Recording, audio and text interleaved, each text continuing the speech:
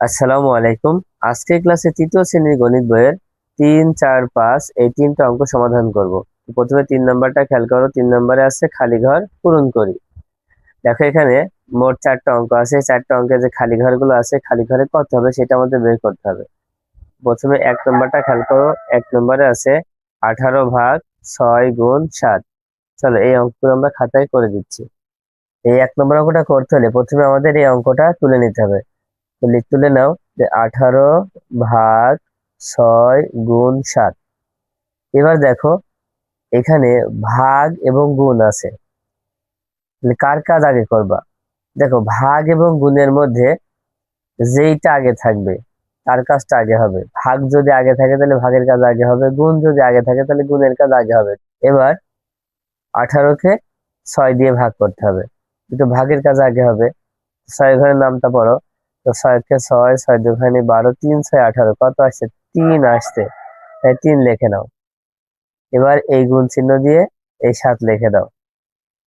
এবার 3 আর 7 গুণ করো, দেখো 3, 7 = 21। তাহলে আমরা খালি ঘরে কত পাচ্ছি দেখো, অতএব 18/6 × 7 = 21। এবার 2 নম্বরটা খেয়াল করো। 2 নম্বরে আছে 42/7 × 8। আমরা প্রথমে 42/7 × 8 তুলে নেব। নেওয়ার পরে এখানেও ঠিক একই রকম, দেখো পরপর ভাগ এবং গুণ আছে, তার মানে ভাগ আগে আছে তাই ভাগের কাজটা আগে করব, গুণ পরে আছে গুণের কাজটা পরে করব। তাহলে 42কে কি করবা? 7 দিয়ে ভাগ করবা। 7 দিয়ে 42কে ভাগ করে ফেলো। 7 ঘরে নামতে পারো। 7 × 7, 7 × 2 = 14, 3, 7 = 21, 4, 7 = 28, 5, 7 = 35, 6, 7 = 42, 6, 7 = 42, 6 আসতে আলাদা ভাবে, তো 6 লিখে দাও। এবার এই গুণ চিহ্নটা এখানে দিয়ে দাও, তারপরে 8 লিখে দাও। তো 6 আর 8 গুণ করো, তো 6 8টা কত হয়? 6 8টা 48। 2 নম্বরের উত্তর হচ্ছে 48। তাই উত্তর লেখার সময় লিখবো অতএব 42/7 × 8 = 48 দিয়ে এভাবে ঘরটা এখানে আঁকিয়ে দাও। এবার 3 নম্বরটা খেয়াল করো। 3 নম্বরে আছে 15 × 5/3। প্রথমে আমরা এটা লিখে নিই, 15 × 5/3। এবার তোমরা বলো এখানে কার কাজটা আগে করবা? দেখো গুণ এবং ভাগ পরপর আছে, তার মানে গুণ কিন্তু আগে আছে। গুণ এবং ভাগ পরপর থাকলে যেটা আগে থাকবে তার কাছে আগে করব। তার মানে এই 15 আর 5 কি করবো? গুণ করব। 15 আর 5 গুণ করে ফেলো, যেহেতু গুণ আগে আছে গুণের কাজ আগে হবে। 5 × 15 কত হবে? 75। 5 আর 15 গুণ করলে কত হয়? 75। তোমরা এভাবে করতে পারো। 5 আর 5 গুণ করলে 5×5 = 25, 5 হাত থেকে 2, 5 × 5 আর হাতে 2 যোগ করলে 7, তার মানে 75 হচ্ছে। এবার ভাগ দিয়ে কত হবে? 3 হবে। এখন 3 দিয়ে 75কে ভাগ করতে হবে। 3 দিয়ে 75কে ভাগ করলে কত হয়? দেখো আমি এখানে করে দিচ্ছি। 3 দিয়ে 75কে যদি ভাগ করো, প্রথমে 3 দিয়ে ভাগ করবা কাকে? এবার 3 দিয়ে ভাগ করবা 7কে। 3 এখানে নামটা 7 পর্যন্ত পড়ে, দেখো 3 অক্ষে 3, 3 2 = 6। এখানে 2 লিখবা, নিচে লিখবা হচ্ছে 6। এবার 7 থেকে 6 বিয়োগ করে ফেলো। 7 থেকে 6 বিয়োগ করলে 1 হবে। এবার এই 5 নামায় দাও। এবার 3 এর ঘরে নামটা 15 পর্যন্ত পড়তে হবে। দেখো 3×5 = 15, কত হবে? 5 হবে। 3×5 = 15। তাহলে ভাগ করে কত পেয়েছি? 25 পেয়েছি। তার মানে 75কে 3 দিয়ে ভাগ করলে কত হবে? 25 হবে। এখন উত্তরটা লিখে ফেলো। অতএব 15 × 5/3 = কত লিখবো? 25 লিখবো। এবার 4 নম্বরটা খেয়াল করো। 4 নম্বরে আছে 72/8 × 10। তো প্রথমে অঙ্কটা তুলে নি, 72/8 × 10। এখন কার কাজটা আগে করবা? ভাগের কাজটা আগে করবো, যেহেতু ভাগ আগে আছে। তাই 72কে 8 দিয়ে ভাগ করলে কত হবে? 8 এর ঘরের নামটা বলো। দেখো 8 নাম 72, যদি 8 এর ঘরের নামটা বলো তাহলে 8 নাম মানে 8 9 72, কত হবে? 9 হবে। এই 9 বসায় দাও। এবার গুণ দিয়ে 10 লেখো। এবার 9 আর 10 গুণ করো, 9 × 10 কত হয়? 90 হয়।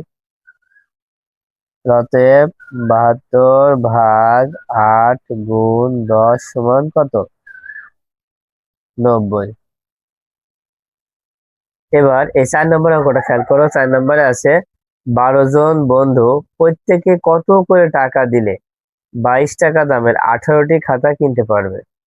ভালো করে খেয়াল করো। কতজন বন্ধু? 12 জন বন্ধু। এই 12 জন বন্ধুর প্রত্যেকে কত করে টাকা দিলে হচ্ছে 22 টাকা দামের 18টি খাতা কিনতে পারবে? তার মানে কি, এই একটি খাতার দাম হচ্ছে 22 টাকা। তার মানে 22 টাকা দামের 18টি খাতা কিনতে কত টাকা লাগবে? যেহেতু প্রতিটি খাতার দাম 22 টাকা, তাই আমরা লিখবো যে একটি খাতার দাম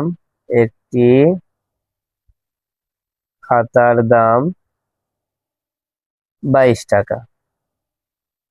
কয়টি খাতার কথা বলা হয়েছে? 18টি খাতার কথা বলা হয়েছে, তাই একের নিচে লেখা হচ্ছে 18টি খাতার দাম। কি করবা, একটি খাতার দাম যদি 22 টাকা হয় তাহলে 18টি খাতার দাম অনেক বেশি হবে। এই জন্য 22-এর সাথে 18 গুণ করে দাও। আর গুণ করলে যা হবে এখানে লিখে দিব। 22 আর 18 গুণ করে ফেলো। দেখো, প্রথমে 8 দিয়ে 2-কে গুণ করো। 8 দুখানি 16, 6 হাতে থাকে 1। 8 দুখানি 16, 6 আর হাতের 1 যোগ করলে 17 হবে। এবার 1 দিয়ে যখন গুণ করবো, 1 হচ্ছে দশকের ঘরে, তাই এককের নিচে একটা শূন্য দিব। 2 অক্ষে 2, 2 অক্ষে 2। এবার যোগ করে ফেলো। তো 6, 9, 3 কত আছে? 396 টাকা। কত হচ্ছে? 396 টাকা। তার মানে এখানে যে 12 জন বন্ধু, এই 12 জন বন্ধু মিলে টাকা দিয়েছে 396 টাকা। 12 জন যদি 396 টাকা দেয় তাহলে প্রত্যেকে কত টাকা দিয়েছে? এই প্রত্যেকে বের করতে হলে 12 দিয়ে 396-কে ভাগ করতে হবে। তো এবার লিখবে হচ্ছে 12 জন বন্ধুর প্রত্যেকে দিবে। এবার কি করবা, 396-কে 12 দিয়ে ভাগ করতে হবে। যেহেতু এখানে বলা হচ্ছে 12 জন বন্ধুর প্রত্যেকে দিবে, 396 ভাগ হচ্ছে 12। দেখো, যখনই আমরা লিখবো যে 12 জন বন্ধুর প্রত্যেকে দিবে, প্রত্যেকে মানে কি একজন দিবে, তখনই ভাগ করতে হবে। 12 দিয়ে 396-কে ভাগ করতে হবে। তো ভাগ করলে কত হবে? দেখো, আমরা এখানে ভাগ করে দিচ্ছি। 12 দিয়ে 396-কে ভাগ করতে হবে। প্রথমে 12 দিয়ে 39-কে ভাগ করো। কত বার যায়? 12 ঘরের নামতে পারো। 12-কে 12, 12 দুগুণে 24, 3 12 36, 4 12 48। 4 নিলে বেশি হচ্ছে, 3 নিতে হবে। 3 12 36। এবার বিয়োগ করতে হবে। দেখো, 9 থেকে 6 বিয়োগ করলে 3 হয়, আর এখানে 3 3 মিলে যাচ্ছে। এবার এই 6 নামায় দাও। আবার দেখো, 3 12 36। তাহলে কত হচ্ছে? 33 হচ্ছে। তাহলে 12 জন বন্ধুর প্রত্যেকে দিবে 33 টাকা। এটাই কিন্তু উত্তর। আচ্ছা, এখন যদি তোমরা এই অঙ্কটাই গাণিতিক বাক্যে করতে চাও, লিখিত ভাবে না করে গাণিতিক বাক্যে যদি করতে চাও, তাহলে কিভাবে করবা? দেখো, প্রথমে গাণিতিক বাক্য লিখে আমাদের প্রথম কাজ কি করেছিলাম? 22-এর সাথে 18 গুণ করলাম। তাই প্রথমে গুণ হবে, তারপর ভাগ দিয়ে এই 12 দিতে হবে। ঠিক আছে? প্রথমে 22 আর 18 গুণ হবে, তারপরে 12 দিয়ে ভাগ হবে। দেখো, আমরা এখানে গাণিতিক বাক্য দিয়ে করে দিচ্ছি। গাণিতিক বাক্য। দেখো, প্রথমে 22 আর 18 গুণ করব। 22 গুণ 18 ভাগ 12। দেখো, এখানে গুণ এবং ভাগ পরপর আছে, তাই প্রথমে গুণের কাজ হবে। 22 আর 18 গুণ করে আমরা কত পেয়েছিলাম? তোমাদের মনে আছে? 396 পেয়েছিলাম। তারপর ভাগ দিয়ে 12 লিখে দিতে হবে। এবার 12 দিয়ে 396-কে ভাগ করলে 33 পাবো। কত পাবো? 33 পাবো। এবার 33 হতে 33 উত্তর। তাহলে কি উত্তরটা লিখবা কিভাবে? গাণিতিক বাক্য লিখলে তুমি আলাদাভাবে লিখবা যে প্রত্যেকে প্রত্যেকে 33 টাকা করে দিবে। 33 টাকা করে দিবে। তোমরা চাইলে এভাবে উত্তর আলাদা লিখতে পারো যে উত্তর 33 টাকা। তো গাণিতিক বাক্যে করলে কিন্তু অঙ্কটা খুব সহজ হয় এবং ছোট হয়। এবার 5 নাম্বার খেয়াল করো, যে 500 টাকার 3টি নোট 15 জনের মধ্যে ভাগ করে দিলে প্রত্যেকে কত করে টাকা পাবে? দেখো, 500 টাকার 3টি নোট 15 জনের মধ্যে ভাগ করে দিলে প্রত্যেকে কত করে টাকা পাবে? তাহলে 500 টাকার 3টি নোট সমান কত টাকা, আগে সেটা বের করতে হবে। 500 টাকার 3টি নোট যদি তোমাকে দেওয়া হয় তাহলে তোমার কাছে কত টাকা হবে? তাহলে কি করবা, 500 আর 3 গুণ করবা। 500 আর 3 গুণ করলে কত হয়? 1500 টাকা হয়। এবার 1500 টাকায় 15 জনের মধ্যে ভাগ করে দিতে হবে। তাহলে 15 দিয়ে আবার সেই 1500-কে ভাগ করতে হবে। তাহলে প্রত্যেকে কত করে টাকা পাবে? এর প্রথম কাজ হচ্ছে 500 টাকার 3টি নোট সমান কত হয় সেটা বের করতে হবে। এবার তোমরা প্রথমে লিখে নিবা যে 500 টাকার 3টি নোট সমান 500 টাকার 3টি নোট সমান, দেখো 500 টাকার 3টি নোট কি করবা, 500-র সাথে 3 গুণ করবা। 500-র সাথে 3 কি করবা, গুণ করবা। গুণ করলে কত হবে? 3-এর সাথে প্রথম শূন্য গুণ করলে 3 শূন্য শূন্য, ফের 3 শূন্য শূন্য, 3 পাঁচে 15, কত হচ্ছে? 1500 টাকা। তার মানে 500 টাকার 3টি নোট সমান কত পেয়েছি? 1500 টাকা। এখন এই 1500 টাকা 15 জনের মধ্যে ভাগ করে দিলে প্রত্যেকে কত করে টাকা পাবে? তারপরে লিখবা যে 15 জনের মধ্যে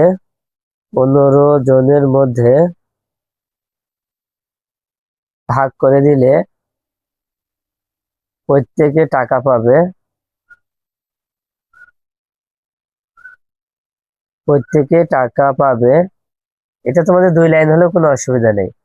কি করবা, এই 1500-কে ভাগ করবা কত দিয়ে?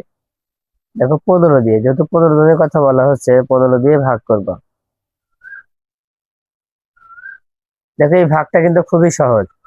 কি করবা, এই 15 দিয়ে এই 15-কে ভাগ করো। এখানেও 15 আছে, এখানেও 15 আছে। 15 দিয়ে 15-কে ভাগ করলে কিন্তু 1 হবে। আর কয়টা শূন্য আছে? 2টা শূন্য আছে, 2টা শূন্য পাশে বসায় দাও, তাহলে কিন্তু উত্তরটা হয়ে যাচ্ছে। দেখো 15 জনের মধ্যে ভাগ করে দিলে প্রত্যেকে টাকা পাবে কত? 100 টাকা। প্রত্যেকে টাকা পাবে 100 টাকা। এটাই কিন্তু উত্তর। আচ্ছা, এখন যদি গাণিতিক বাক্যে করতে চাও তাহলে কিভাবে করবা? প্রথমে লিখবো হচ্ছে গাণিতিক বাক্য।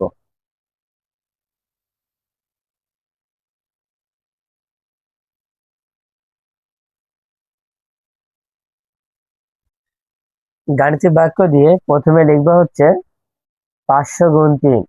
500 গুণ 3, কারণ 500 সাথে 3 গুণ করতে হবে। তারপরে ভাগ দিয়ে লিখবা হচ্ছে 15। প্রথমে আমাদেরকে কার কাজ করতে হবে? যেহেতু গুণ আগে আছে, গুণের কাজ আগে করবো। এবার 500 আর 3 গুণ করলে হবে কত? 1500। তারপর ভাগ দিয়ে এই 15 লিখে দাও। এবার 15 দিয়ে 1500-কে ভাগ করলে কত হবে? 100 হবে। তার মানে উত্তর হবে 100 টাকা। তাই লিখবা প্রত্যেকে পাবে, প্রত্যেকে পাবে 100 টাকা। এটা হচ্ছে উত্তর।